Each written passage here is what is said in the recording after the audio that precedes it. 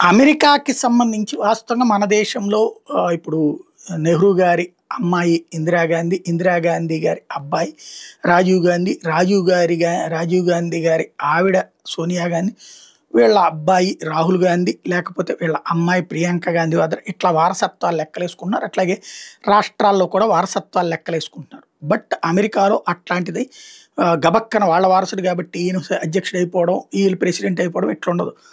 మళ్ళీ వాళ్ళు ఫస్ట్ నుంచి కొట్టుకుని రావాలి. భారతీయ జనతా పార్టీ టైప్లోని భారతీయ జనతా పార్టీ డైరెక్ట్గా అద్వానీ గారి వారసుడనినో లేకపోతే వాజ్పేయి గారి వారసుడన్నో ఎవరు రాలేదు.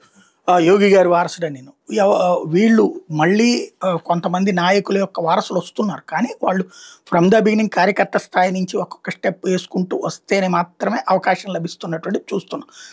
అయితే అమెరికాలో కూడా ఇప్పుడు ఆ తరహా సంప్రదాయం అంటే కాంగ్రెస్ తరహా సంప్రదాయం తీసుకురాబోతున్న ట్రంప్ తను స్వయంగా చెప్పుకొస్తుంది. తన కొడుకు బొరాన్ ట్రంప్ భవిష్యత్తులో ట్రంప్ ప్రెసిడెన్సీని కొనసాగిస్తాడు.